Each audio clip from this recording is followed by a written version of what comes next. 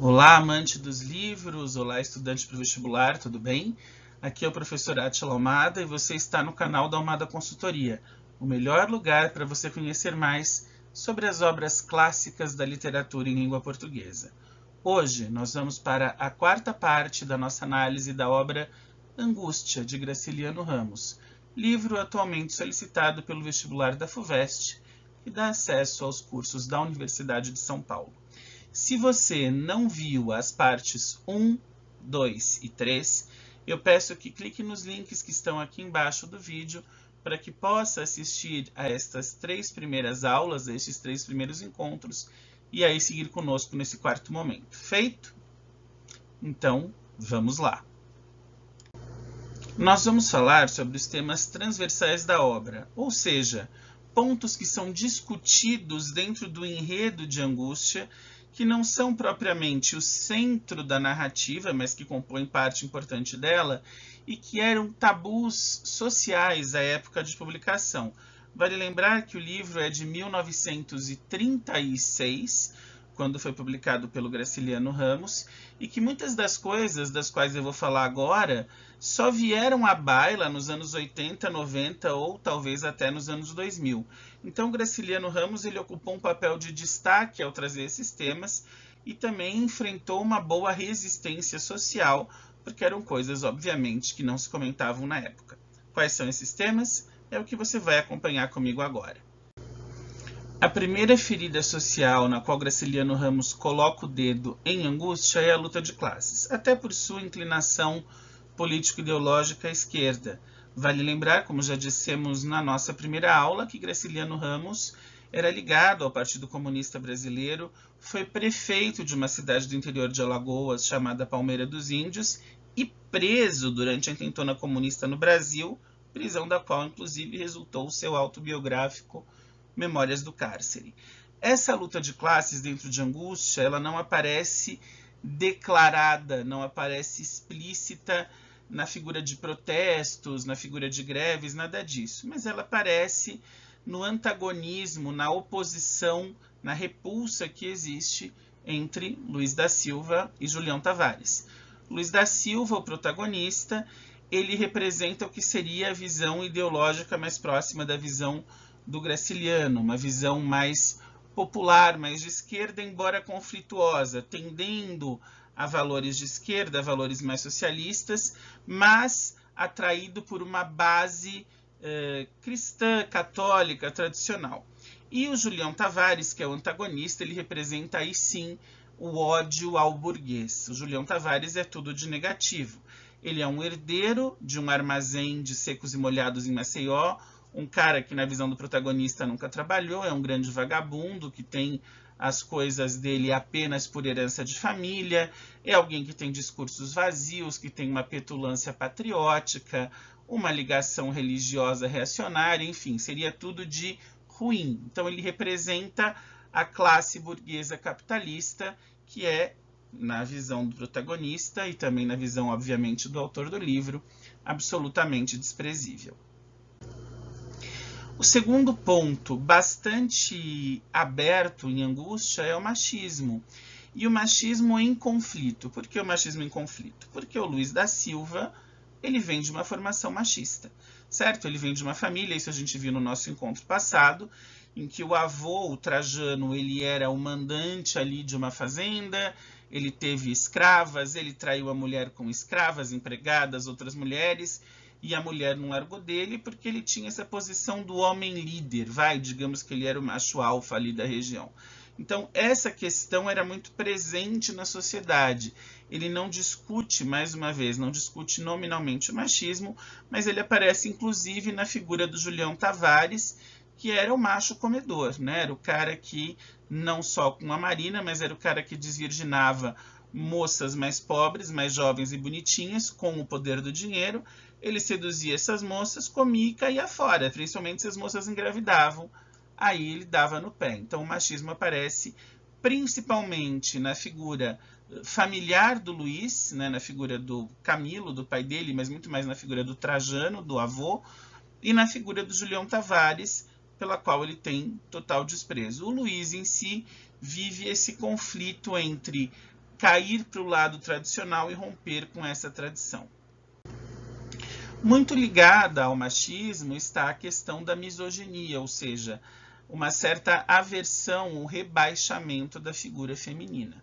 As figuras femininas no livro, elas não têm nenhum protagonismo e elas acabam dizendo amém aos homens, no caso da Sinhá Germana, a avó do Luís da Silva, que suporta calada todas as traições, desmandos e violências do Trajano, do avô, mas suporta por uma questão do matrimônio e da estrutura social, porque sabia que uma ruptura no casamento naquela época acabaria com a honra principalmente dela, ela seria menos do que uma prostituta aos olhos sociais, e também pela criação dogmática, religiosa, enfim, que ela teve. Mas era uma mulher desprezada em termos de força social. A outra coisa, em relação à misoginia, é a própria figura da Marina, né? A figura da Marina que acaba oscilando, por um lado, entre a vontade e o outro, desprezo, e a mulher objeto. Mulher objeto não pelo Luís, mas mulher objeto pelo Julião Tavares.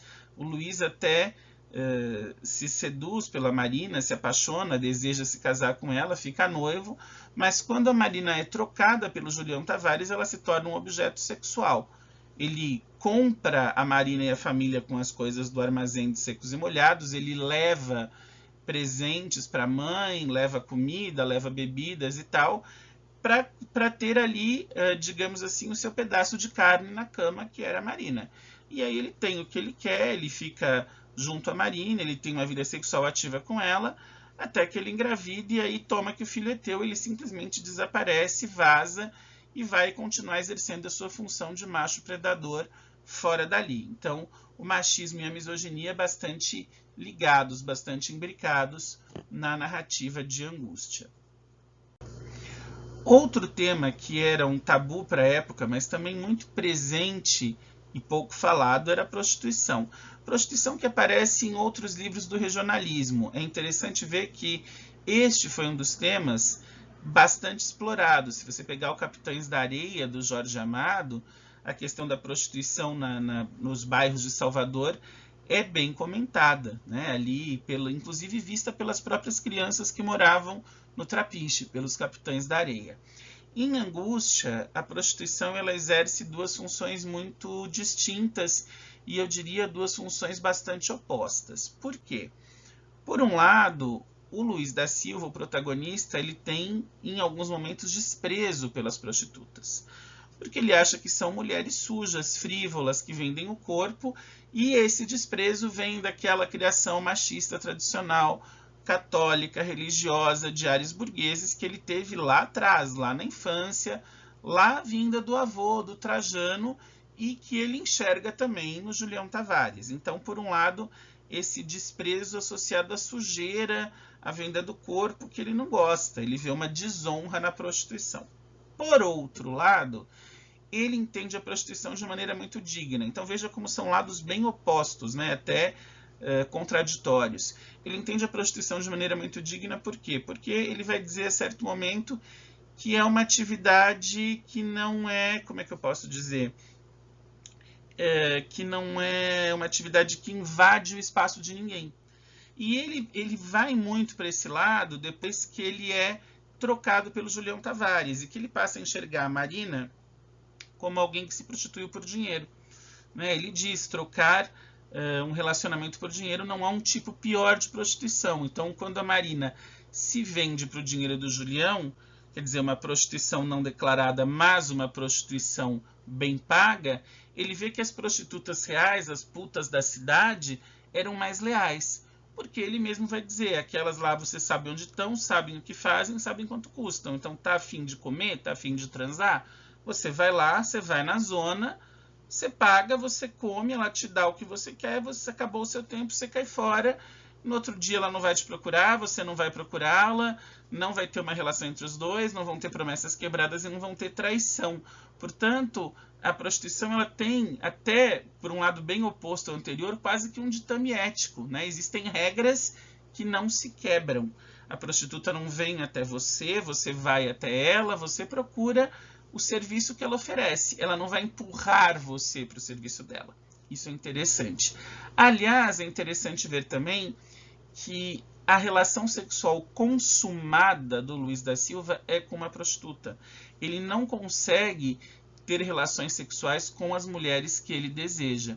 Ele tem 2 momentos ligados à prostituição no livro. Um muito jovem, né, ainda recém-chegado a Maceió, com a Berta, uma prostituta alemãzinha que ele diz, que tinha os R's engraçados, senhor não quer entrar, que ele vai passando ali e acaba topando com essa moça, e conversa vai, conversa vem, ele tem ali uma relação com ela, que é a relação que ele consuma e paga por isso.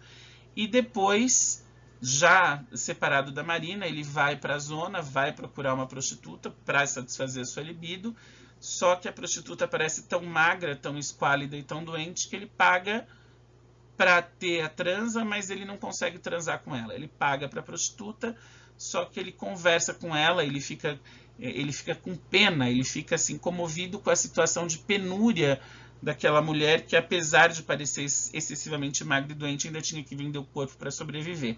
E aí ele mostra justamente essa questão ética das prostitutas, porque como ele não tem relação com ela, a mulher não quer aceitar o dinheiro. Não, mas nós não fizemos nada, e ele insiste em deixar o dinheiro para que pelo menos ela possa se alimentar, possa comer, possa ter aí um final de dia tranquilo. E a maior polêmica de todas do livro, que aliás é uma polêmica até hoje, é o aborto. YouTube não dá strike no meu vídeo, né? Mas eu estou falando da obra, ok? Não é uma opinião aqui. Só a obra, YouTube. Atenção, beleza? Como é que o aborto acontece na obra? Lembra que o Julião Tavares era aquele burguês odioso, macho predador, que pagava para poder comer as mulheres mais novas? É o que ele faz com a Marina, né? Então ele tira a Marina do Luiz da Silva e ele paga para ter a Marina. Como é que ele paga? Levando presentes. Ele não paga em dinheiro, mas os presentes, as bebidas, as comidas, os almoços, os vinhos, enfim, os presentes mesmo, né, adornos que ele leva. Não só para a Marina, leva para a dona Adélia, para a mãe dela, porque existe aí uma conveniência e uma conivência, vamos dizer assim, por parte da dona Adélia. Ele mantém essas duas sob sua mira e pagando por isso. E tudo vai muito bem, muito obrigado, até que a Marina engravida. Quando a Marina engravida e o Julião Tavares percebe, pernas para que te quero. O Julião Tavares vaza, desaparece, e o Luiz da Silva percebe a Marina grávida.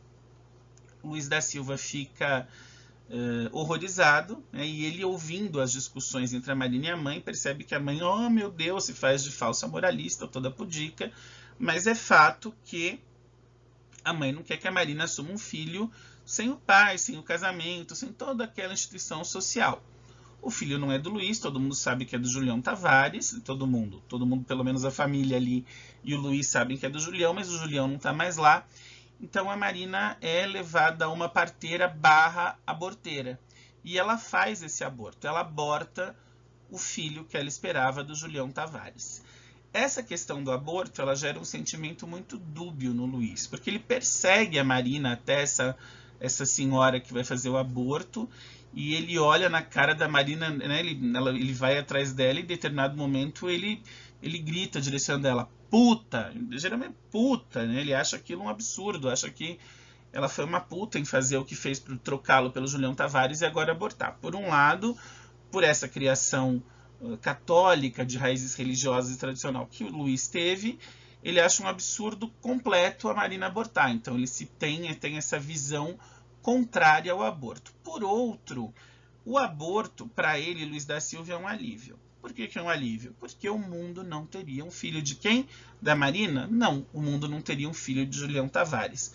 E ele fica muito feliz por saber que o mundo não vai ter um outro burguesinho nojento, católico, reacionário, militar, ufanista, etc, etc. Então, mais uma vez, ele trabalha com essa dubiedade de sentimentos até em relação ao aborto. Mas são esses os principais pontos transversais, os dedos na ferida do Angústia. Como você já sabe, essa série de vídeos sobre a obra do Graciliano Ramos é uma parceria que dá uma da consultoria com a Organização da Sociedade Civil, a OCIP, Passatempo Educativo, da qual eu sou voluntário com muito orgulho há 21 anos, desde os meus tempos de recreação e lazer e agora na minha área de língua portuguesa. Eles fazem trabalhos sensacionais com crianças e adolescentes, em um leque educacional que vai na área de linguagens exatas, outras humanas, biológicas, escolas aqui da Grande São Paulo, interior, Brasil todo, inclusive online ou presencial. Eu convido você a entrar no passatempoeducativo.org.br, conhecer o trabalho, colaborar. Se você puder fazer uma doação ou se quiser se voluntariar, tenho certeza que o Carlos e a equipe da Passatempo vão recebê-lo muito bem. Parabéns, Passatempo, por tantos anos de trabalho e tanta dedicação. Eu tenho muito orgulho em fazer parte desse time.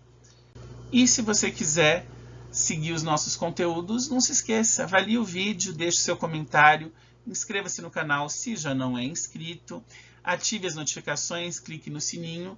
Para dúvidas mais específicas, o nosso e-mail é almada. Não se esqueça do ponto, almada.consultoria@gmail.com. Daqui a pouco a gente volta e continua falando de angústia. Um grande abraço.